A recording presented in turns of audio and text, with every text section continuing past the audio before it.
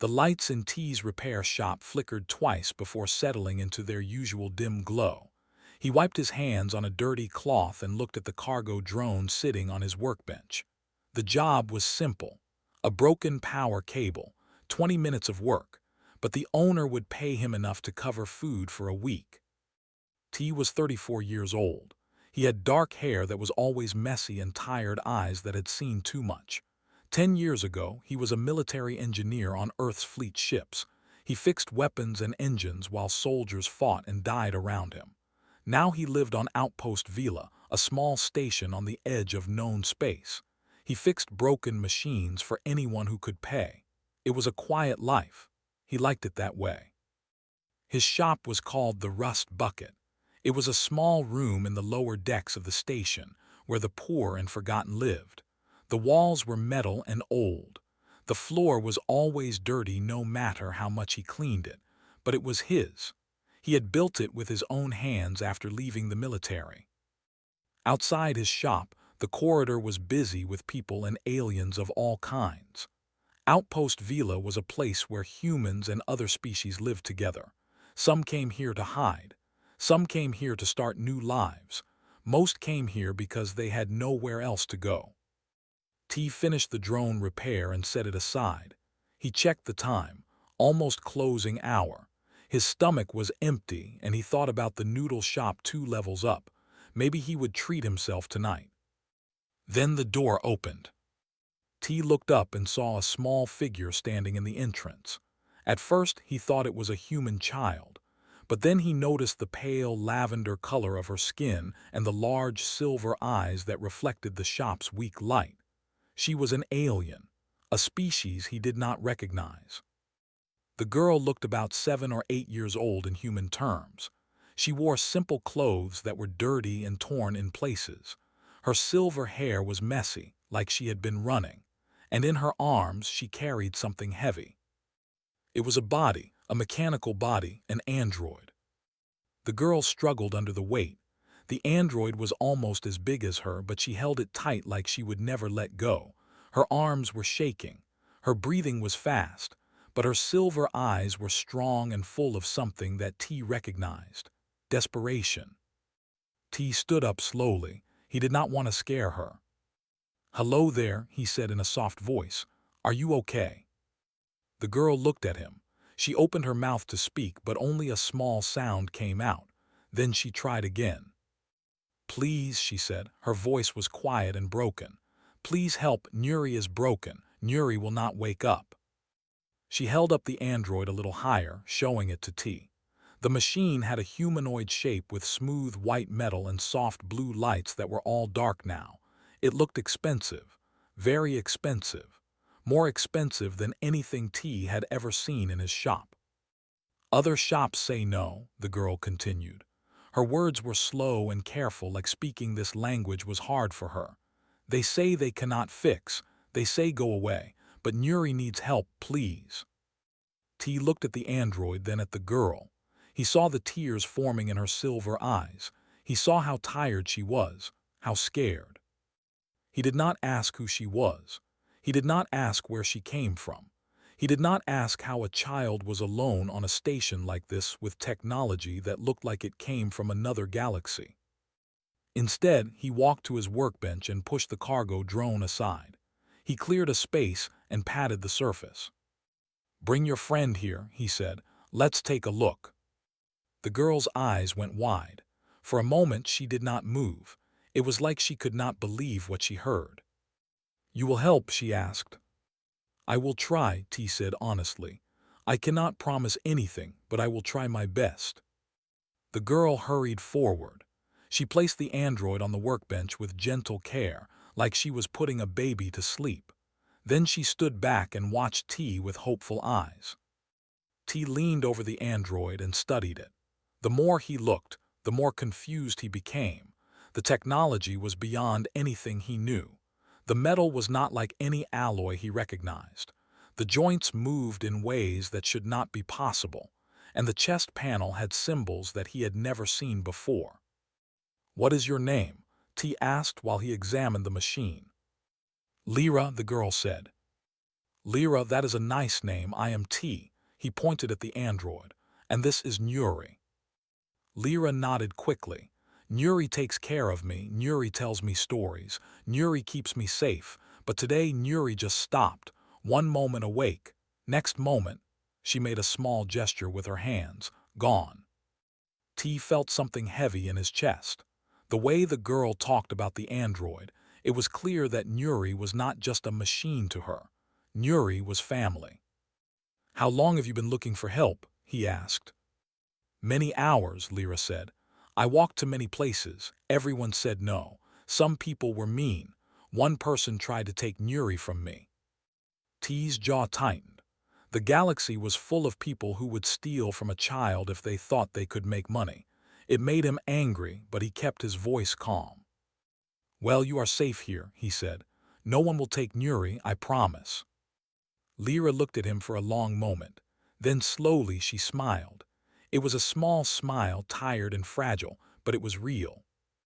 Outside the shop, in the shadows of the corridor, someone was watching. A tall figure stood hidden in the darkness.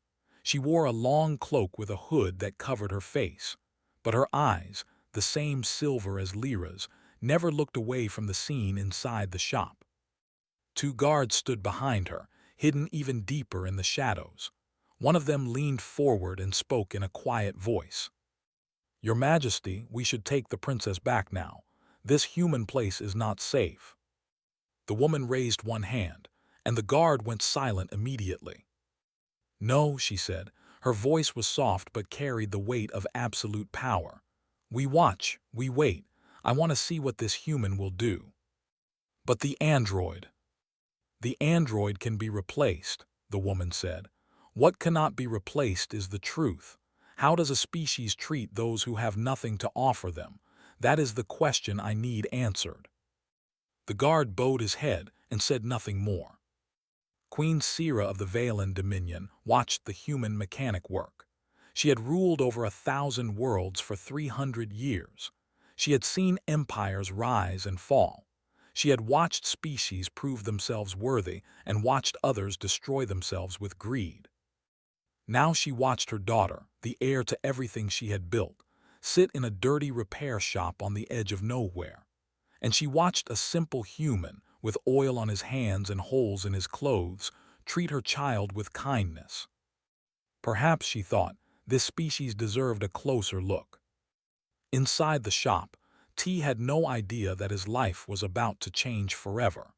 He only knew that a scared little girl needed help, and he was going to do everything he could to give it to her. He picked up his tools and got to work. The night grew deeper on Outpost Vila. The corridor outside T's shop became quiet as people went to their homes. The only sounds now were the hum of the station's old machines and the soft clicking of T's tools. Lyra sat on an old crate near the workbench. She had not moved for 2 hours. Her silver eyes watched every move T made, like she was trying to learn, to remember, to understand. T opened another panel on Nuri's chest and felt his heart sink. The technology inside was like nothing he had ever seen. Circuits that seemed to glow with their own light, wires thinner than human hair, power systems that made no sense to him at all. He was a good mechanic, one of the best on this station, but this android was not from this station. It was not even from this part of the galaxy. It was something else entirely, something beyond him. He thought about telling the girl the truth, that he could not help, that she needed to find someone smarter, someone with better tools, someone who understood this kind of machine. But then he looked at her face, at the hope there, at the trust.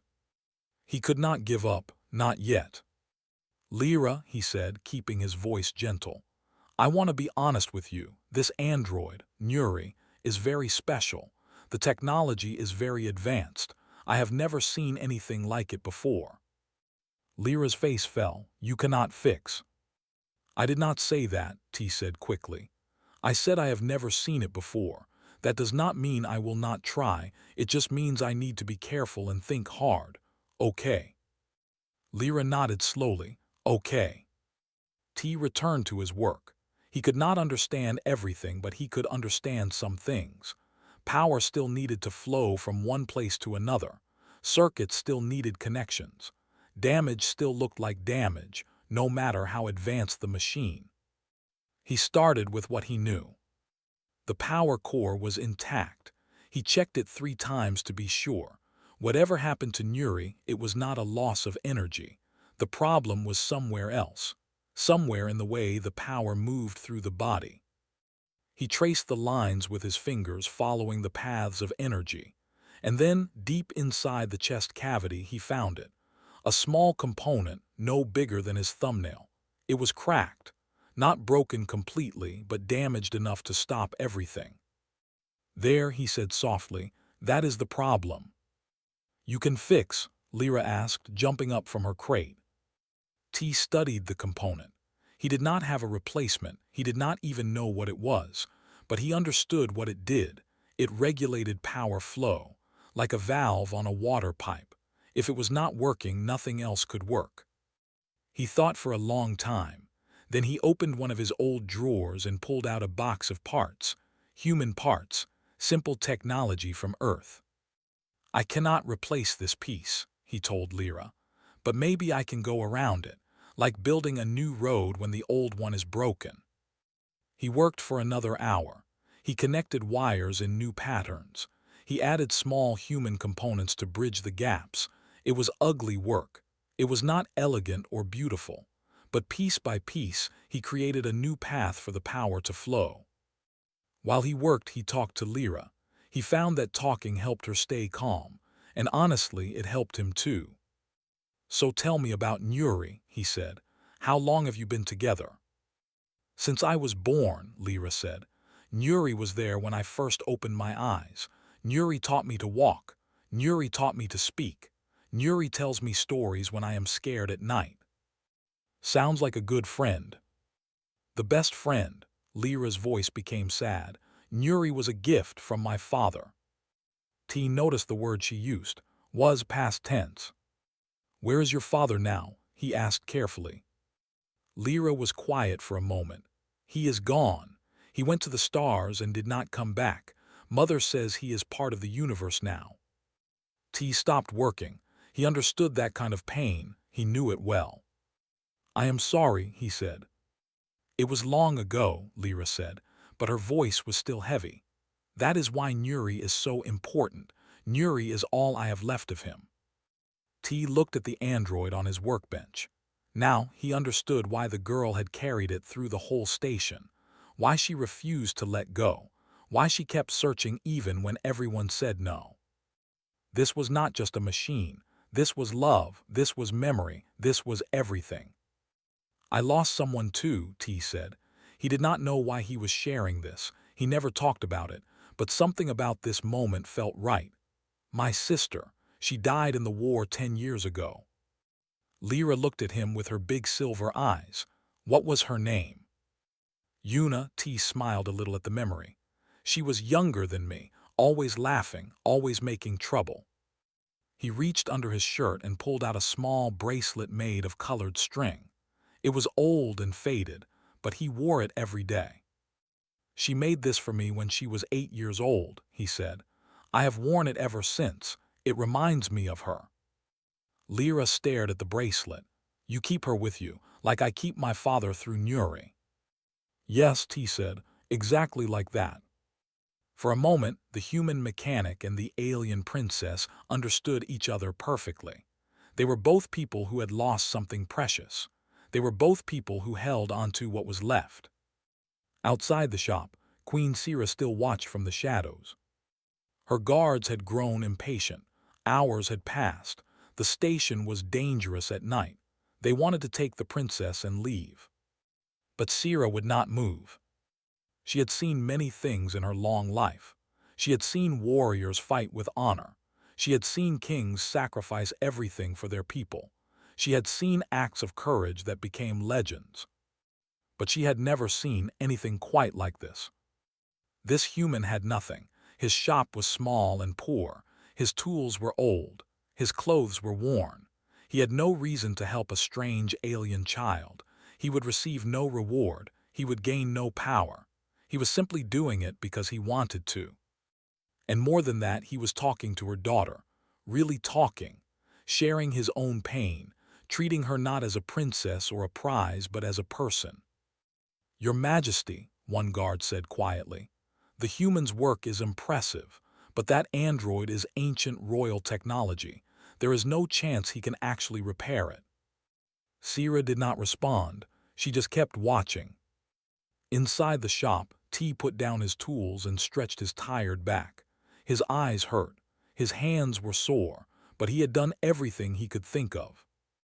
"I think we are ready to try," he said. Lyra jumped up again. "Really? You can wake Nuri." "I can try to wake Nuri," T corrected. "I have fixed what I can fix. The rest is up to Nuri." He showed Lyra the new connections he had made. The human parts looked strange next to the advanced alien technology, like putting wooden wheels on a starship, but the power paths were complete. In theory, it should work. In theory. "I have to warn you," T said honestly. "I am not sure this will work. I have done my best, but I do not fully understand this technology. There is a chance that nothing will happen." Lyra nodded. Her face was serious. "I understand, but you tried. That is more than anyone else did." T felt something warm in his chest. This girl was strong, stronger than many adults he had met. "Okay," he said. "Are you ready?" Lyra reached out and took his hand.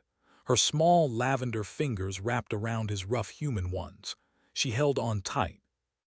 "Ready," she said. T took a deep breath. He reached for the activation switch he had connected to his improvised repairs. His finger touched the button.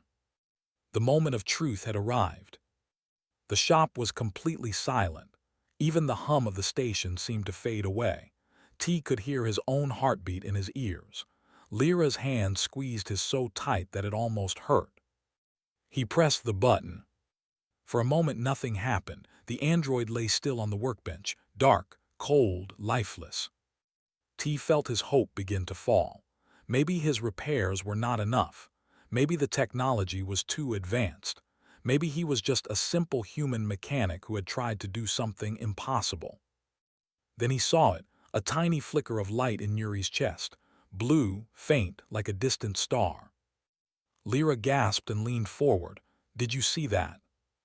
"I saw it," T whispered. "Wait, do not move, let it happen."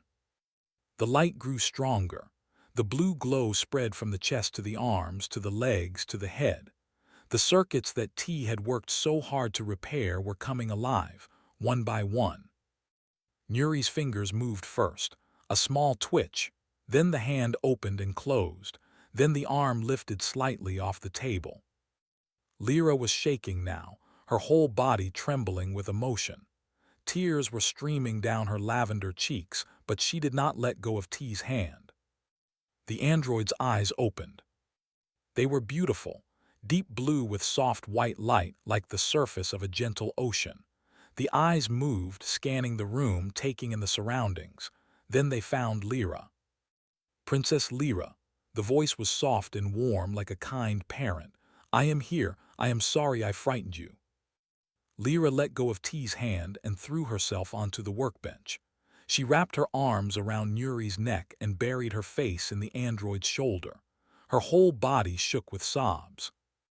"Nuri, Nuri, I thought I lost you. I thought you were gone forever." The android's arms came up slowly and wrapped around the small girl.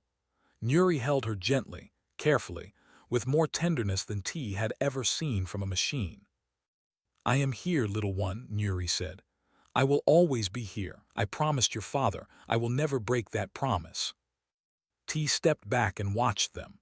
He felt his own eyes becoming wet, but he blinked the tears away. He was not usually an emotional person.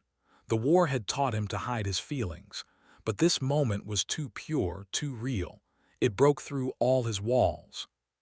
He had done it. Against all logic, against all odds, he had done it. Nuri looked up at him. The android's eyes seemed to study him, analyze him, understand him in a single glance. "You are the one who repaired me," Nuri said. "It was not a question." "I am," T said. Your repairs are unconventional. There was a hint of something like amusement in the android's voice. Human technology mixed with royal systems. It should not work, but it does. T shrugged. I did not know how to fix it properly, so I just found another way. That is very human of you. I will take that as a compliment. Nuri gently pulled back from Lyra's embrace and looked at the small girl's face. The android's hand came up and wiped the tears from Lyra's cheeks. Princess, you carried me through this entire station by yourself. You did not give up even when everyone refused to help. You were very brave. Lyra sniffed and rubbed her nose. I had to. You are my family, Nuri. I could not leave you. T felt the weight of those words. Family, a machine and a girl. It should not have made sense, but looking at them together, it made more sense than anything else in the galaxy. Nuri turned back to T. The android sat up slowly on the workbench, testing the repaired systems. Everything seemed to be working. I must thank you, Nuri said formally. You have given me back my life. More importantly, you have given the princess back her companion. This is a debt that cannot easily be repaid. There is no debt, T said quickly. I was just doing my job. No, Nuri's voice was firm. This was not just a job. A job is done for money. You did not ask for payment. You did not ask for reward. You simply helped because a child was in need. That is not a job. That is kindness. T did not know what to say. He was not used to being praised. He was not used to anyone noticing his small acts of goodness. Well, he said awkwardly, she needed help. I could try to help, so I did. It is not complicated. Nuri stared at him for a long moment. Then the android did something unexpected. It smiled. The expression looked strange on a mechanical face, but also somehow right. Perhaps it is not complicated for you, Nuri said. But in this galaxy, kindness is rare. What you did tonight many would not do. Remember that. Lyra jumped down from the workbench and ran to T. She wrapped her arms around his waist and hugged him tight. Her face pressed against his stomach, and he could feel her small body shaking with emotion. Thank you, she said, her voice muffled. Thank you, thank you, thank you. T put his hand on her head and gently patted her silver hair. You are welcome, Lyra. Now you should go home. Your mother must be worried. He saw Lyra's body stiffen slightly at the word mother, but she nodded and stepped back. I want to pay you, she said, reaching into her pocket. I have some credits, not many, but... No, T said firmly. Keep your money. You will need it more than me. But you worked so hard. Many hours you deserve. I already got what I deserved. T smiled at her. I got to see you smile again. That is enough. Lyra's eyes went wide. Then slowly, a new smile spread across her face. It was not the small, tired smile from before. This one was big and bright and full of light. You are a good person, she said. The best person I have met. T felt his face becoming warm. He was not used to such honest praise from children. It felt strange, but also good. Can I ask one thing? He said. Lyra nodded eagerly. Anything. Promise me you will be safe getting home. Promise me you will take care of yourself. I promise. Lyra held out her small hand, her little finger extended. A pinky promise. Nuri taught me that humans do this. T laughed. He bent down and linked his little finger with hers. Then it is official. Lyra giggled. It was the most wonderful sound T had heard in years. Nuri stood up from the workbench. The android was tall, taller than T, but despite its size, it moved with grace and care. We should go, Princess, Nuri said. Your mother will indeed be worried. Lyra nodded and took Nuri's hand.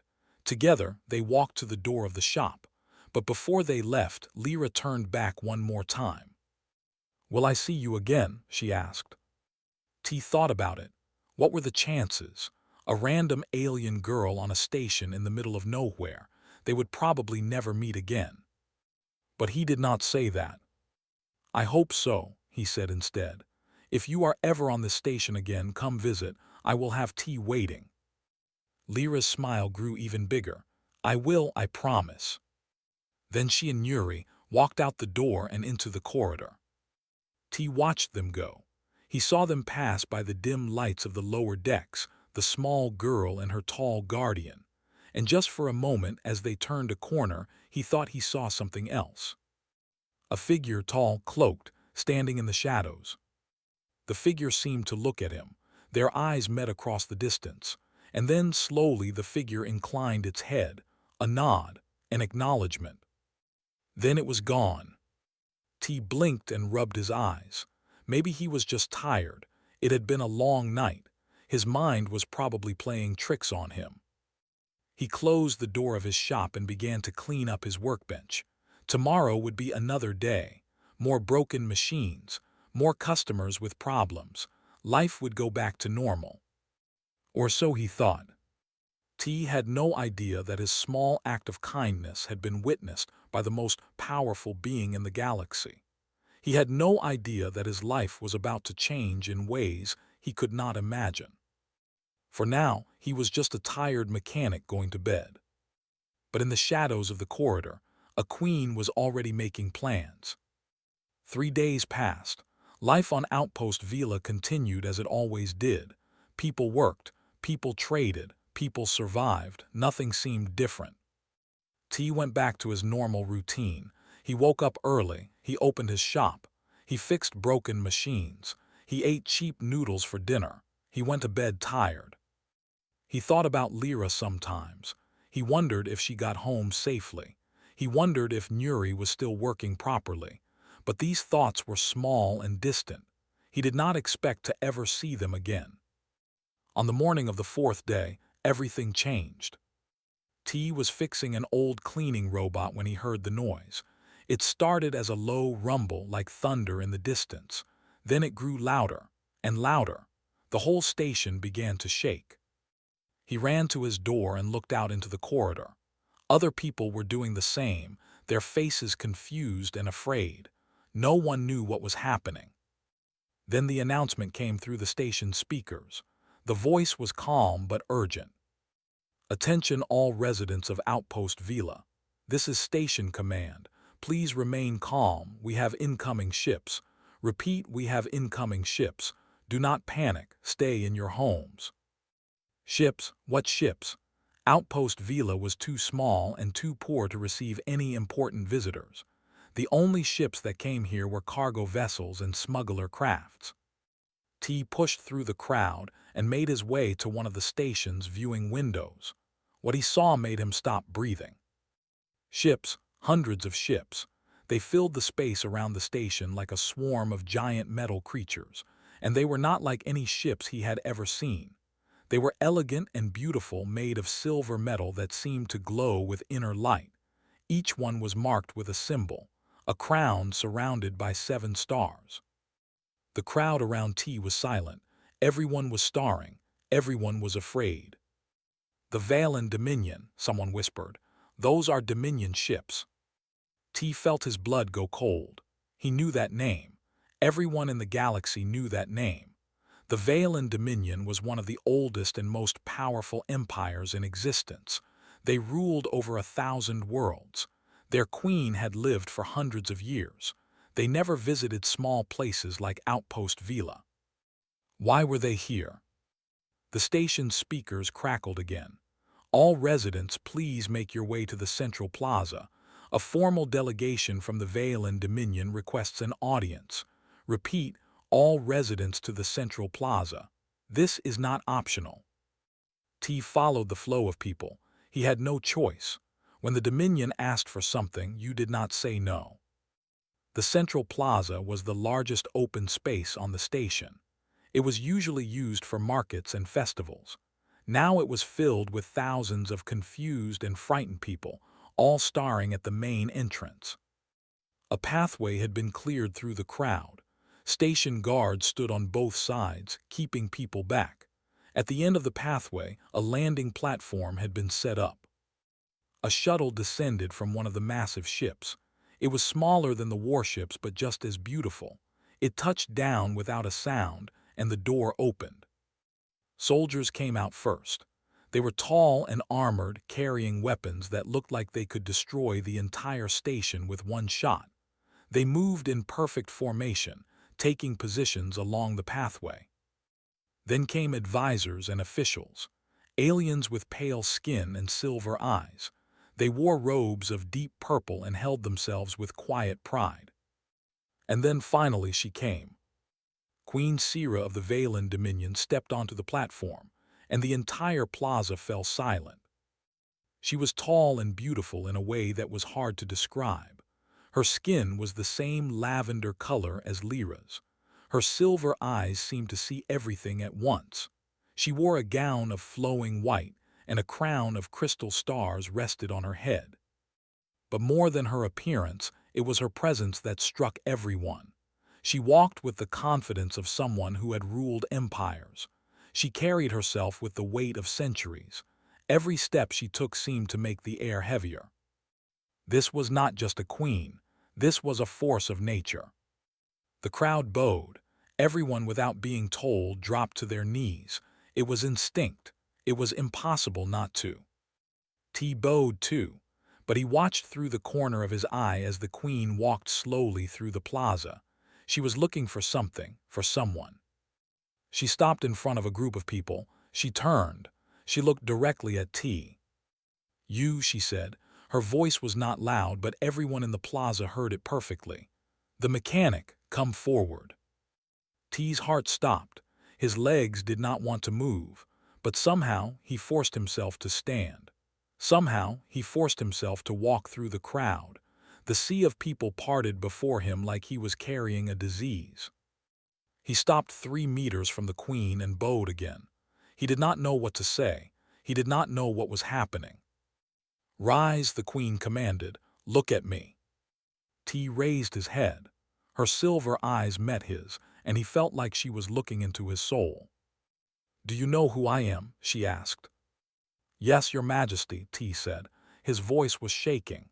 "You are Queen Sira of the Valen Dominion." "And do you know why I am here?" T shook his head. He had no idea. The queen turned slightly and made a gesture. One of the advisors stepped forward, and beside the advisor walked a small figure. Lavender skin, silver hair, big silver eyes. Lyra. She was dressed differently now, not in plain torn clothes but in a beautiful dress of purple and silver. A small crown sat on her head. She looked like what she truly was, a princess. But when she saw T, her formal expression disappeared. She smiled, that same big, bright smile he had seen 3 nights ago. "T," she called out. She started to run toward him, but an advisor caught her arm and held her back. T stared at the princess in shock. His mind was spinning, trying to put the pieces together. "3 days ago," Queen Sira said, "my daughter Lyra came to this station alone. This was a test, a tradition of our people. The royal heir must walk among strangers and learn the truth of the galaxy." The queen began to walk in a slow circle around T. He felt her gaze on him like a physical weight. Lyra visited many places that night. She asked for help from many species. Do you know what she found? T shook his head. "She found cruelty," the queen said. "She found greed. She found people who saw a child in need and looked away. She found people who tried to steal from her. She found a galaxy that is cold and selfish and dark." The queen stopped in front of T again. Her silver eyes bore into him. "And then she found you." T did not know what to say. He stood there, a simple mechanic in dirty clothes, surrounded by the most powerful beings in the galaxy. "You did not know who she was," the queen continued. "You did not know what you could gain. You simply saw a scared little girl with a broken companion, and you helped her, without asking questions, without expecting payment, without any reason except kindness." The queen's voice softened, just slightly. "In 300 years of rule I have seen many things. I have seen warriors and kings and heroes, but I have rarely seen what I saw in your shop that night. Pure, simple goodness. given freely to a stranger. She reached out and lifted T's chin with one finger. Her touch was gentle, but her eyes were intense. "Tell me, human, why did you help my daughter?" T swallowed hard. He thought about the question. He thought about that night, about Lyra's tears, about Nuri's still body, about his own hands working through the dark hours. "Because she needed help," he said simply, "and I could try to give it, that is all." The queen stared at him for a long moment. Then, slowly, a smile appeared on her face. It was small and quiet, but it was real. "That is all," she repeated softly. "Perhaps that is everything." She turned to address the crowd. Her voice rang out across the entire plaza. "Today I have found something rare, something precious. I have found proof that kindness still exists in this universe, and I have found it in the most unlikely place, a human station on the edge of nowhere, in a small repair shop called the Rust Bucket." She looked back at T. "What is your name, mechanic?" "T, your majesty."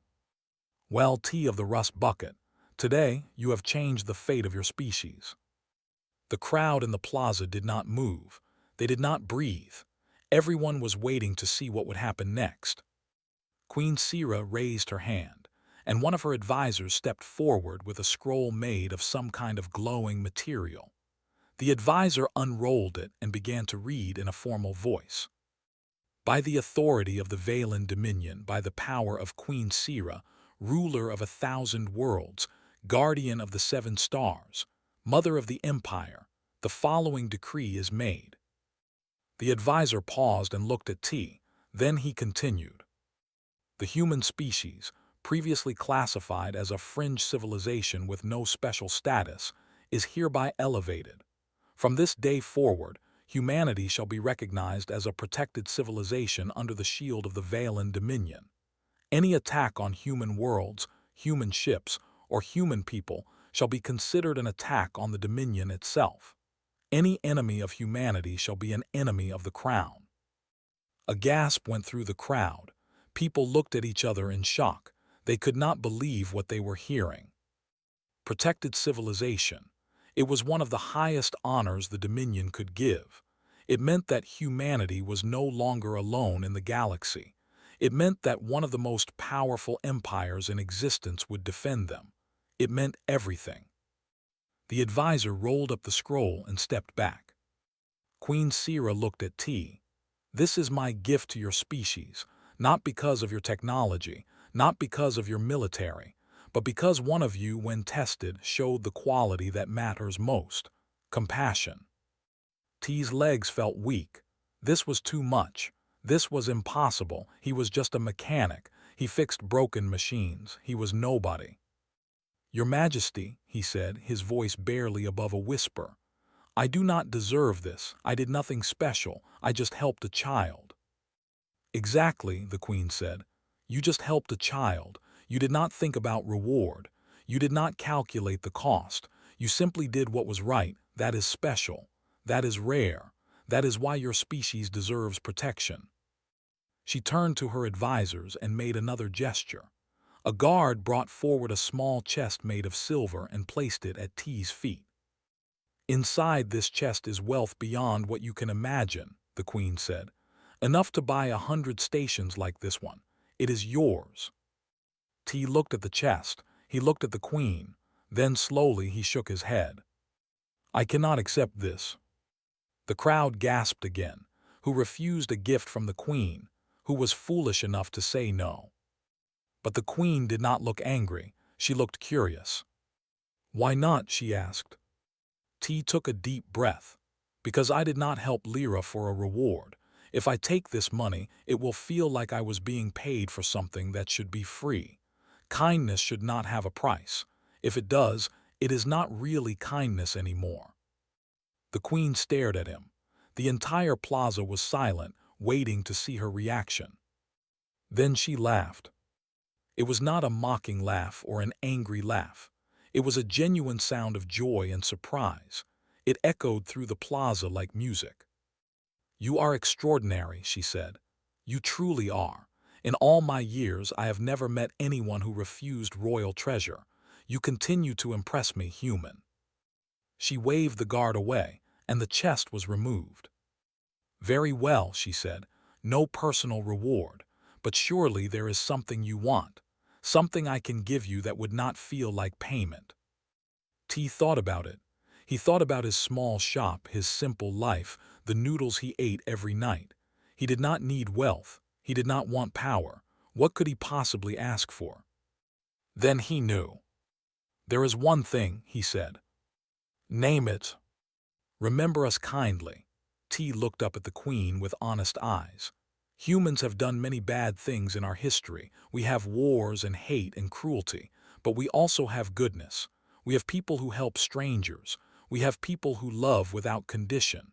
When you think of humanity, I ask that you remember the good parts. That is all I want." The Queen was quiet for a moment. Her silver eyes seemed to shine with an emotion that was hard to name. "That," she said softly, "is the most beautiful request I have ever received." She reached up and removed one of the crystal stars from her crown. It was small but glowed with inner light. She walked forward and pressed it into T's hand. "This is not payment," she said. "This is a symbol, a promise.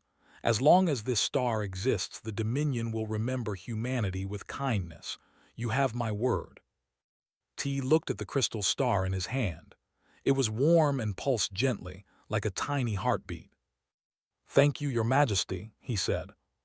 Suddenly, a small body crashed into him. Lyra had broken free from the advisors and was hugging him tight, her arms wrapped around his waist. "I knew you were special," she said, her face pressed against his shirt. "I knew it from the moment I met you. You are the best human in the whole galaxy." T smiled and patted her head like he had done 3 nights ago. "And you are the bravest princess I have ever met."